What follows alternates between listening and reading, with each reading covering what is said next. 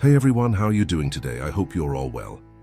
Before we start, I want you to get comfortable because today I'm going to share with you one of the most incredible stories of courage and redemption I've ever come across.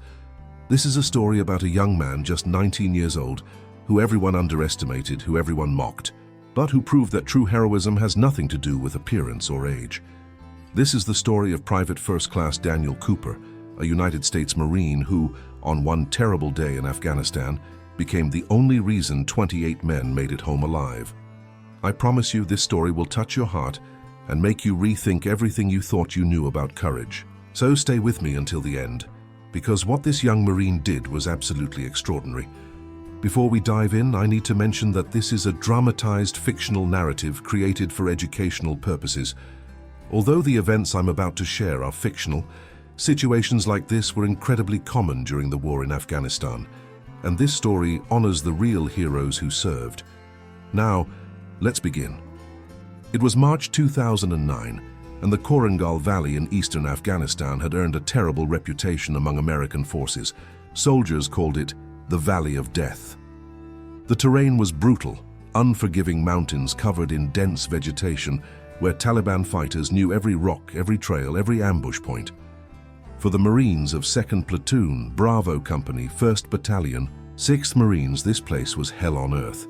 Private First Class Daniel Cooper had arrived at Forward Operating Base Phoenix just 3 weeks earlier. At 19 years old, with barely 140 pounds on his 5'7" frame, Cooper looked more like a high school student than a United States Marine. His thin arms, boyish face, and nervous habit of adjusting his helmet made him an easy target for the cruel humor that thrived in combat zones. "Hey, Cooper, did your mom pack you a lunch?" Corporal Jackson would yell across the base, drawing laughs from the other Marines. "Careful with that rifle, Cooper. It weighs more than you do," Sergeant Miller would add, grinning as the young private's face turned red. Even Lance Corporal Rodriguez, who bunked next to him, couldn't resist. "Man, I don't know how you made it through boot camp. You look like a strong wind could knock you over." Cooper never responded to the jokes. He would simply lower his head, adjust his gear, and continue with his duties. At night, alone in his cot, he would write letters home to his mother in Ohio, carefully avoiding any mention of how isolated he felt. He had joined the Marines to prove something, to show that he was more than the skinny kid everyone overlooked back home. But here, in the mountains of Afghanistan, it seemed like nothing had changed.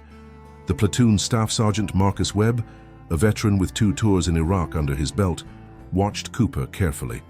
Unlike the others, Webb didn't join in the mockery. He had been in combat long enough to know that size and strength meant nothing when bullets started flying. What mattered was what was inside a man, and Webb had seen something in Cooper's eyes that the others missed. A quiet determination, a refusal to quit despite the constant ridicule. "Leave the kid alone," Webb would tell the others. "He's doing his job." But his words did little to stop the harassment. In the Marines, respect was earned through action, and Cooper hadn't had his chance yet. That chance came on March 17, 2009. The mission briefing was routine. 2nd Platoon would patrol the ridgeline above the village of Yaka, China, gather intelligence on Taliban movement, and return to base before nightfall. 28 Marines, 3 Humvees, standard reconnaissance operation. Lieutenant Morrison, the platoon commander, laid out the route on the map while the men checked their weapons and loaded ammunition. Cooper sat in the back of the 3rd Humvee, squeezed between Rodriguez and a machine gunner named Patterson. The vehicle rumbled up the narrow mountain road, dust clouds rising behind them. The morning sun was already brutal, turning the interior of the Humvee into an oven. "Try not to pass out from the heat, Cooper," Patterson said, nudging him with his elbow. "We don't have room to carry dead weight." Cooper said nothing. He gripped his M16A4 tighter and stared out at the passing landscape, watching the steep cliffs and deep ravines. Something felt wrong. The valley was too quiet. No civilians on the roads, no goats grazing on the hillsides, no children running between the mud brick houses. Just silence. Staff Sergeant Webb, riding in the lead Humvee, felt it too. He got on the radio. "All units, stay alert. Something's off." They were 3 miles from the village when the world exploded. The first RPG hit the lead Humvee's front tire, sending the vehicle careening off the road. Before anyone could react, machine gun fire erupted from the ridgeline above them. Bullets tore through metal and glass. The second Humvee tried to reverse, but hit a buried IED that detonated with a deafening blast, flipping the vehicle onto its side. Cooper's Humvee screeched to a halt. "Out! Out! Get out now!" the driver screamed. The Marines poured out of the vehicles, taking cover behind rocks and the damaged Humvees. The Taliban had them in a perfect kill zone. Gunfire came from three sides, pinning them down in the narrow road with cliffs on one side and a steep drop on the other. "Return fire! Return fire!" Lieutenant Morrison shouted, blood streaming down his face from shrapnel wounds. Cooper pressed himself against a boulder, his heart hammering so hard he thought it might burst. All around him, Marines were firing upward at muzzle flashes in the rocks. The sound was overwhelming, bullets cracking through the air, RPGs whistling overhead, men screaming for medics. "Cooper! Cooper, you good?" Rodriguez yelled from behind the overturned Humvee. "I'm good," Cooper shouted back, though his hands were shaking so badly he could barely hold his rifle. Staff Sergeant Webb crawled over to Lieutenant Morrison. "Sir, we need air support now. We're getting torn apart." Morrison grabbed his radio, but a burst of gunfire forced him down. "Radio's hit. I can't get through. Where's the backup radio?" Webb demanded. "In the lead vehicle." Morrison pointed to the damaged Humvee 30 meters ahead, sitting exposed in the middle of the road. Smoke poured from its hood, and Taliban rounds were hitting it continuously. Webb understood immediately. Getting to that radio meant crossing 30 meters of open ground under direct fire. It was a suicide run. "I'll go," Sergeant Miller said, preparing to move. "No," Webb said, grabbing his arm. "You've got 3 kids, I'll do it." But before Webb could move, a small figure darted from behind the boulder. Private First Class Daniel Cooper ran. He ran faster than he had ever run in his life, his thin legs pumping, his body low. Bullets kicked up dust at his feet. An RPG screamed past his head so close he felt the heat. Marines shouted at him to get back, but Cooper didn't hear them. All he heard was the pounding of his own heart and the voice in his head screaming, "Don't stop, don't stop, don't stop." He dove behind the lead Humvee, slamming into the ground so hard the wind knocked out of him. For a moment he couldn't breathe, couldn't move. Then he heard Webb on the radio somewhere behind him. "Cooper, Cooper, can you hear me?" "I'm here," Cooper gasped. "The radio's in the front seat. Get it and get back here." Cooper crawled around to the driver's side door. The door was jammed. He pulled harder, his thin arms straining. It wouldn't budge. Taliban rounds pinged off the vehicle's armor. He could hear them getting closer, adjusting their aim. Come on," he whispered desperately. He braced his feet against the Humvee's frame and pulled with everything he had. The door groaned and gave way. The driver was slumped over the wheel, unconscious but breathing. Cooper reached past him and grabbed the radio handset. The main unit was damaged, sparking and smoking, but the backup battery pack underneath was intact. Cooper ripped it free, yanking wires loose. "I got it," he yelled. "Get back here now," Webb shouted. Cooper looked at the 30 meters of open ground between him and safety. He had made it across once. Could he do it again? The Taliban fire was even heavier now, concentrated on his position. They knew someone was behind the Humvee. He took a deep breath, clutched the radio to his chest and prepared to run. But then he saw it. On the hillside above them, partially hidden behind a cluster of rocks, he spotted what no one else had seen. A Taliban machine gun nest, positioned perfectly to enfilade their entire position. The gunner was reloading, his assistant feeding a fresh belt of ammunition. Once that gun opened up again, it would cut through the platoon like a scythe. Cooper looked down at his rifle, then at the grenade pouches on his vest. He had 2 M67 fragmentation grenades. The distance to the machine gun nest was maybe 50 meters uphill. An impossible throw for most people, but Cooper had grown up playing baseball. Before he was the skinny kid everyone ignored, he had been the skinny kid with the best arm in his little league. His coach used to say he could throw a ball through a brick wall. Time seemed to slow down. Cooper could hear Staff Sergeant Webb screaming at him to run. Could hear Rodriguez and Patterson laying down covering fire. Could hear Lieutenant Morrison calling for a medevac. But all of that faded into the background. Cooper pulled the pin on the first grenade, stood up from behind the Humvee and threw. The grenade arced through the air in a perfect parabola, spinning end over end. Taliban fighters saw it coming and tried to scatter, but they were too late.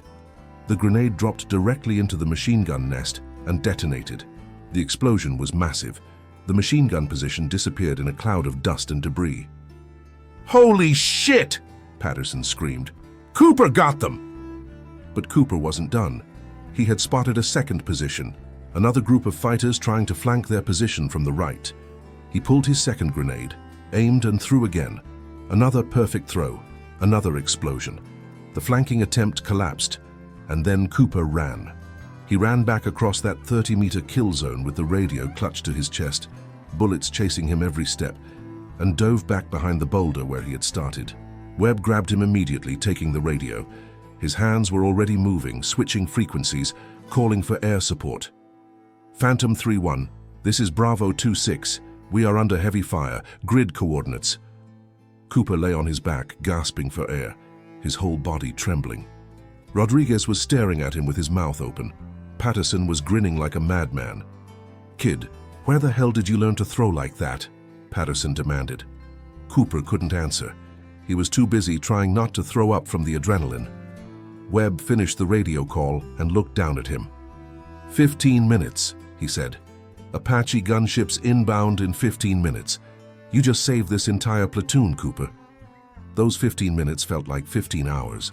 The Taliban, having lost their two best positions, fell back but continued harassing fire.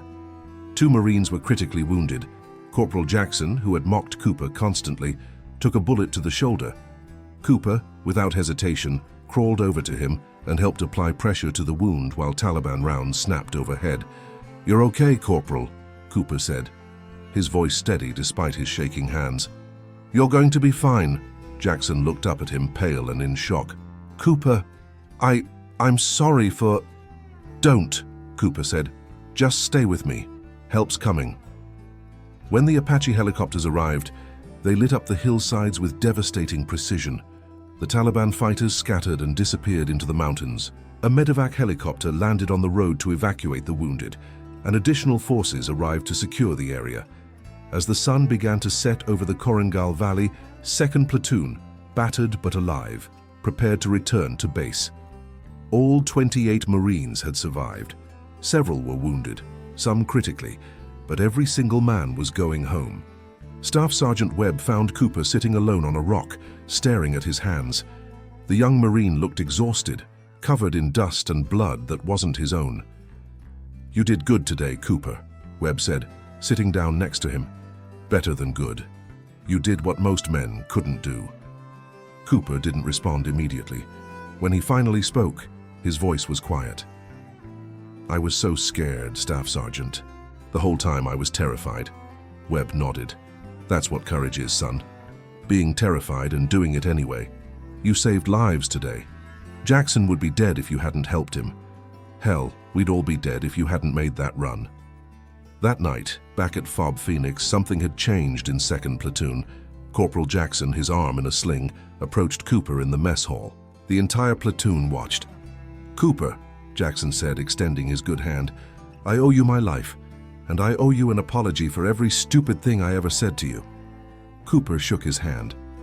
"You don't owe me anything, Corporal." "Yeah," Jackson said firmly, "I do."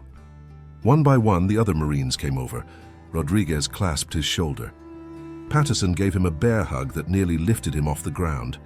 Even Lieutenant Morrison, his head bandaged, came to thank him personally.